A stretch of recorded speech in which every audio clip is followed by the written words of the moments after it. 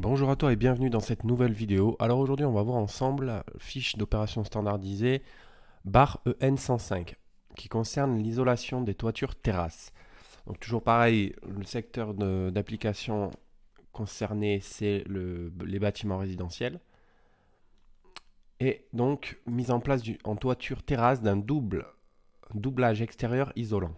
Donc là, vous pouvez regarder, hein, c'est pas une toiture simple, c'est une toiture terrasse, donc on peut marcher dessus, on peut faire des, des décorations, etc. Généralement, ça respecte, voilà, il y a un élément porteur, un écran par vapeur, un isolant thermique, un revêtement d'étanchéité, un écran d'indépendance et une protection de revêtement. Donc, vous voyez, il y a quand même, pour que ça soit une toiture dite terrasse, il y a certaines, certains éléments à respecter. Voilà. Vous voyez là, vous en avez. C'est à peu près tout. C'est à peu près tous les mêmes, hein, les éléments. Donc un élément porteur, un écran par vapeur, etc., etc. Voilà. Je rappelle aussi, parce que dans la fiche, il faut que la résistance thermique de l'isolant installé soit égale ou supérieure à 4,5 m² Kelvin par watt. Donc si vous ne savez pas ce que c'est qu'une résistance thermique, c'est ce qui donne la, la performance de l'isolant. Donc c'est un critère basé sur deux paramètres, l'épaisseur et le lambda qui est la conductivité thermique. Donc voilà, la formule c'est R résistance thermique égale E sur lambda. Plus le R est élevé, plus le matériau est isolant. Euh, donc voilà, plus la résistance, voilà, c'est écrit ici, plus la résistance thermique est grande, plus le matériau est isolant. Donc R égale E sur lambda. Donc l'épaisseur et la conductivité thermique, ben là, du coup, c'est plus la valeur est petite, plus le matériau à épaisseur égale est isolant. Voilà. Donc si vous avez deux matériaux à épaisseur équivalente, eh bien, celui qui aura la valeur lambda la plus basse sera celui qui sera l'isolant euh, qui, est qui est le plus performant, tout simplement. Donc voilà. Vous avez les valeurs ici en fonction du produit, en fonction des produits. Donc on voit bien qu'après 0,04 polyuréthane, on voit que c'est assez efficace. Polyuréthane. Euh, Qu'est-ce qu'on a d'autre qui est pas mal? Et après on a le XPS. Voilà. Éventuellement le polystyrène. Polystyrène, on voit que c'est assez isolant. Ouais. Polyuréthane, polystyrène et XPS. Voilà, c'est trois isolants qui ont une bonne performance thermique. À condition de mettre une épaisseur suffisante pour avoir. Il faut une épaisseur suffisante pour avoir un R égal ou supérieur à 4,5 m² Kelvin par watt. Voilà, donc après mise en place par un professionnel. La preuve de la réalisation de l'opération mentionne la mise en place d'une isolation, la surface d'isolant installée et la résistance thermique de l'isolant installé. Donc la surface d'isolant installée, je suppose euh, il faut donner la facture. Enfin, ne remplir que c'est euh, tac, tac, caractéristiques isolant. Alors ça, c'est le professionnel qui vous donne, qui remplit cette fiche, cette attestation sur l'honneur avec la marque, la référence, etc. Et ça, c'est valable pour toutes les fiches, hein. Donc si on prend un exemple, donc la durée de vie conventionnelle d'un isolant toiture terrasse, c'est à peu près 30 ans. Donc ça, c'est évalué c'est évalué, c'est normalisé. Donc, mais par contre, quand on parle ici de montant de certificat, on parle en kilowattheure QMAC. QMAC pour cumuler et actualiser. Cumuler sur la durée de vie de l'isolant, donc en l'occurrence 30 ans, et actualiser à un taux de 4%, je crois, qui prend en compte la dégradation de l'équipement chaque année. Donc 4% sur une durée de vie de 30 ans, Alors, il y a une formule scientifique que vous avez pour donner le fameux QMAC. Il y a une formule pour ça. Elle est disponible sur le site de la T2E quand vous commandez le Memento qui répertorie toutes les fiches. Vous avez cette formule, là je ne l'ai pas sous les yeux. Mais voilà, sachez que quand on parle de certificat d'économie d'énergie et donc de prime in fine, vous parlez au préalable en kilowattheure QMAC. Donc cumulé et actualisé sur la durée de vie de l'équipement. Là, si on prend un exemple en zone H2 avec une énergie de chauffage, vous prenez celle correspondante, donc admettons électricité. Donc on est en zone H2. Les zones, hein, vous les avez euh,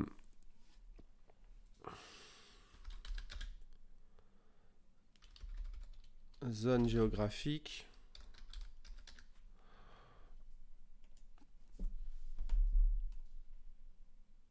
Voilà. Donc zone géographique, on est en zone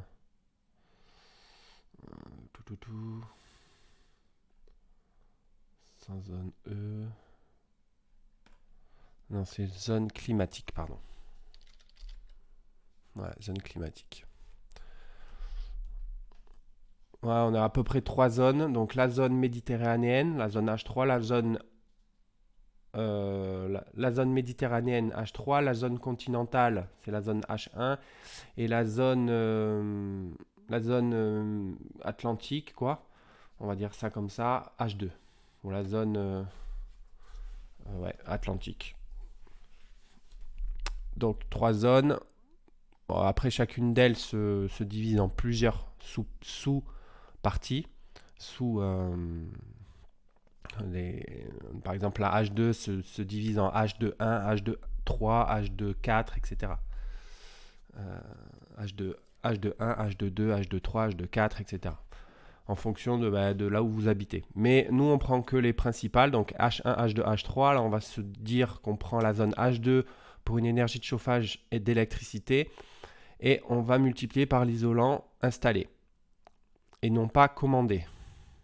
C'est surface d'isolant installé. Donc, vous prenez la calculatrice.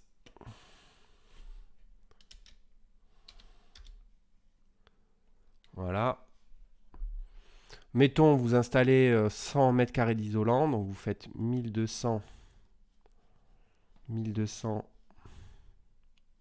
fois 100. Mais là, vous l'aurez en kilowattheure QMAC. Voilà.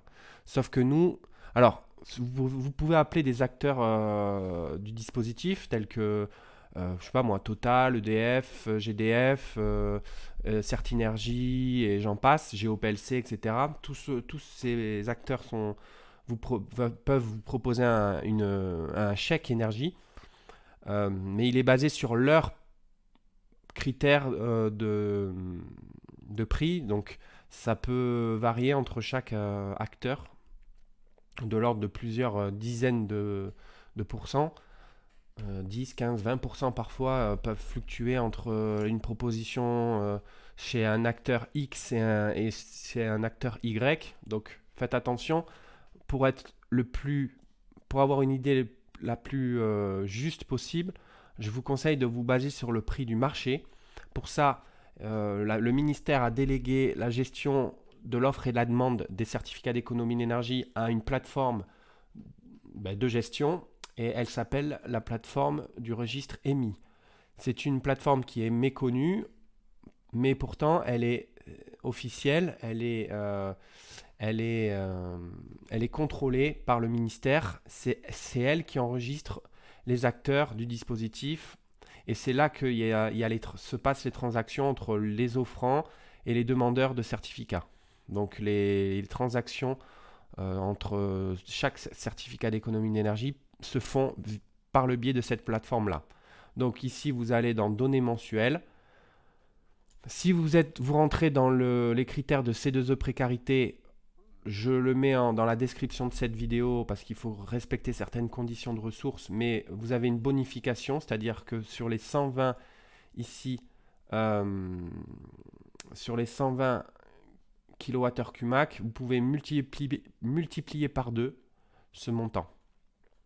si vous êtes en C2E précarité. Mais pour ça, il faut respecter certaines conditions. Je vous les mets en description de cette vidéo. Là, on va partir du principe qu'on est en C2E classique. Donc, vous prenez le prix du marché, c'est la courbe bleue, c'est bleu cyan, je crois, ou magenta, je ne sais pas. Bref, ici, on voit qu'on est à 6,7 mégawattheure Qmax. Alors, 6,7 euros hors taxe par mégawattheure. Donc là, on est en kilowattheure Qmax. Donc, pour avoir un mégawattheure, il faut diviser par 1000. Donc, vous divisez par 1000. Et vous avez 120 mégawattheure Qmax. Donc, comme 120 mégawattheure Qmax, sachant que 1 mégawattheure Qmax, ça vaut, on a regardé juste ici, 6,8 à peu près, ça, on tombe ici, donc 6,8 euros. Donc vous multipliez par 6,8 et vous pouvez avoir environ 816 euros de prime C2E, prime certificat d'économie d'énergie. Voilà. Et après, rien ne vous empêche d'appeler les acteurs du dispositif et de leur dire, voilà, qu'est-ce que vous me proposez? S'ils vous proposent 1000 euros, ben, vous savez que vous êtes gagnant par rapport au marché. Donc, je le répète, mais c'est des données officielles enregistrées par la plateforme. Donc, il n'y a pas mieux pour se baser sur un prix du marché. Et si on vous propose par exemple 600 euros, vous savez que vous êtes perdant, que vous vous faites avoir. Voilà. Donc voilà, c'est bon d'avoir une idée précise du marché. Maintenant, voilà, je crois que pour cette fiche, c'est à peu près tout. Je vous mets aussi le lien qui vous mène vers cette fiche-là. C'est un site de la T2E en description de cette vidéo. Si vous voulez aussi voir toutes les autres fiches, il suffit d'aller juste sur at2e.fr et puis après vous allez dans la rubrique certificat d'économie d'énergie. Puis ensuite, quatrième période, et vous regardez dans la rubrique le secteur d'application résidentielle et puis vous rentrez dans la fiche que vous souhaitez. Voilà, donc c'est tout pour cette vidéo. Merci pour votre attention. On se retrouve pour une nouvelle vidéo